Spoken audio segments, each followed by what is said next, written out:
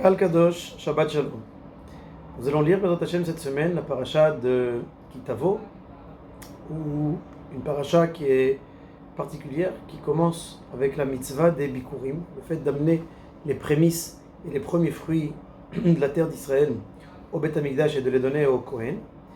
Et on va trouver dans la suite de la paracha un épisode très particulier où les tribus vont recevoir à nouveau la Torah. Il va avoir, comme au Har Sinaï nous avons reçu la Torah, il va avoir à nouveau un don de la Torah lorsque nous allons rentrer en Eretz Israël avec justement Har Grizim, Har Eval, ces deux montagnes où on va recevoir la bracha et la klala. La Torah du Har Sinaï va non seulement être développée, va non seulement être élargie, et on va arriver en Eretz Israël, comme disent les Chachamim, on passe de la Torah chez Birtav à la Torah chez Be'alpé, la Torah orale en Eretz Israël, basée bien entendu sur la Torah écrite que nous avons reçue au Har Sinaï, et que pendant les 40 ans dans le désert, et ensuite en arrivant en Eretz Israël, alors c'est là où on va recevoir encore une explication, encore un approfondissement, et si vous voulez, la pleine dimension de la Torah. Et lorsque nous recevons justement donc ces brachot et ces klalot, ces bénédictions et ces malédictions, alors les Lévi'im sont au milieu de ces deux montagnes, Har Grizim et Har Eval, avec une partie des tribus sur une montagne, l'autre partie sur une autre montagne, et les Lévi'im vont prononcer plusieurs psukim, plusieurs versets, en expliquant au peuple que celui qui va faire tel ou tel interdit est maudit. Arour, Maké, Reoubasater, on va voir qu'il y a cette notion de Harour et de malédiction. À la fin de chaque malédiction, le Ham Israël va répondre Amen. C'est déjà la deuxième fois où on parle de cette notion de Amen, une notion qui nous accompagne tous les jours. On entend une bracha, on répond Amen. On entend un Kaddish, on répond Amen. On entend un souhait de quelqu'un, on va dire Amen. On va espérer, justement, Amen, on va voir quelle est la notion de ce mot Amen. Mais on va voir que le peuple juif répond Amen. Ve'amar kol ha'am Amen. Et ensuite, on va trouver une série de brachot et de klalot. Quand on parle ici de klalot, de bénédiction et de malédiction, qu'est-ce qui va se passer si, chas v'shalom, on ne respecte pas la Torah? Il y a exactement deux parashiot dans la Torah, Parashat Bechukotai et Parashat Kitavo, où on va parler des klalot. Pourquoi? Au contraire, au moment où nous allons rentrer en Eretz Israël, on devrait parler que de brachot. Pourquoi de klalot? Et là, on va voir que dans Kitavo, on a une série de psukim qui vont relater des réalités et des situations très difficiles dans lesquelles malheureusement le Ham Israël s'est retrouvé pendant l'histoire, une réalité liée à l'exil, une réalité liée à des punitions infligées par Akadosh Baruch Hu, au fait que nous étions sous la botte d'autres peuples et que nous avons quitté Eretz Israël, nous avons quitté le Beth Amikdash, on a perdu notre royauté. Une série de malédictions qui, chas v'shalom, pourraient s'abattre si on ne respecte pas la Torah, et particulièrement, comme dit le pasuk, du fait que nous n'avons pas rempli les mitzvot d'Hashem et nos obligations dans la joie. Mais rov kol, tellement que nous avons vécu dans l'opulence, alors nous faisons les choses sans véritablement prendre conscience de la grandeur, et donc nous ne sommes pas vraiment joyeux. On fait les mitzvot, mais comme ça un petit peu d'une manière automatique. Et là, le Midrash vient nous dire quel est le sens du mot Amen. Pourquoi le peuple dit Amen? Les Chachamim disent que Amen a exactement trois sens. Amen lashon Kabbalah, Amen lashon Shevuah, Amen lashon Emuna.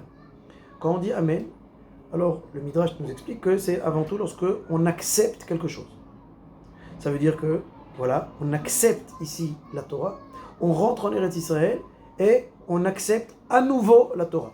On pourrait dire, si on l'a acceptée, alors pourquoi on a besoin de la réaccepter une deuxième fois? C'est une question, surtout que, quand on l'a déjà reçu Har Sinaï, alors on pourrait dire que c'est déjà une autre génération qui n'a pas connu la sortie d'Égypte, et surtout on va voir que notre entrée en Eretz Israël nous demande justement de recevoir à nouveau la Torah. Amen, c'est aussi une lachon de Shvoa, langage de serment, quand on prête serment, et Amen, c'est aussi la même racine du mot Emouna. C'est quoi Emouna? La croyance. Et les Chachamim nous disent, pourquoi justement on dit Amen justement quand nous rentrons spécifiquement en Eretz Israël? Pourquoi il faut à nouveau recevoir la Torah lorsqu'on nous rentre en Eretz Israël? Et il y a ici une réponse magnifique des Chachamim, je pense avec un message particulier pour notre génération. Notre génération a eu le mérite de revenir en Eretz Israël. Ce retour en Eretz Israël qui se fait déjà depuis plus de 100-150 ans et est accompagné de conflits, est accompagné de difficultés, est accompagné de sauts, est accompagné d'élévation. On parle justement de Aliyah.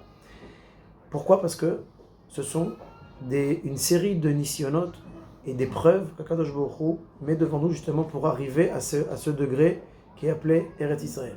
Eretz Israël, c'est pas seulement un endroit géographique, c'est un degré de spiritualité où nous vivons, comme dit la Gemara, dans Masechet Brachot, où nous sommes attablés avec Akadosh Baruch Hu.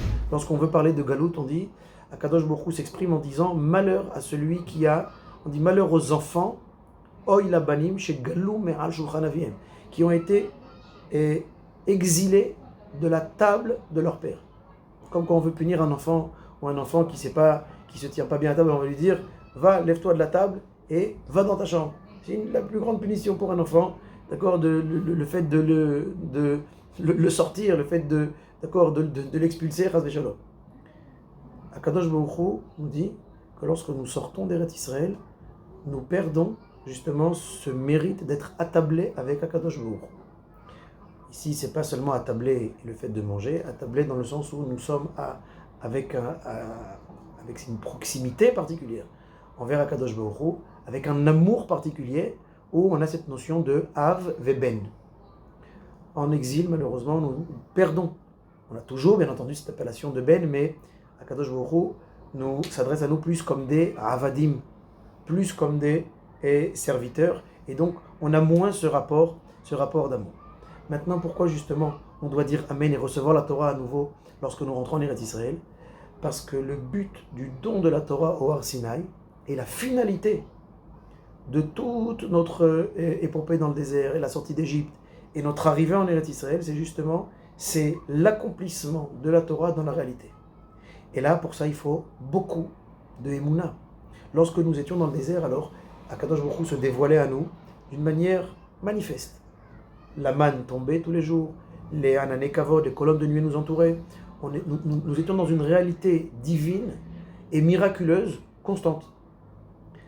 Quand on arrive en Eretz Israël, déjà on nous dit dans le livre de Yoshua que la manne cesse de tomber. Il n'y a plus de anané kavod, il faut prendre les armes et faire la guerre. C'est ce que fait Yoshua. Il faut s'occuper d'agriculture, il faut s'occuper de construire tout ce qu'un pays a besoin de construire, qui va représenter la base de la Kedusha du Am Israël. Sans cette base matérielle, il ne peut pas avoir de Kedusha qui se manifeste et de sainteté.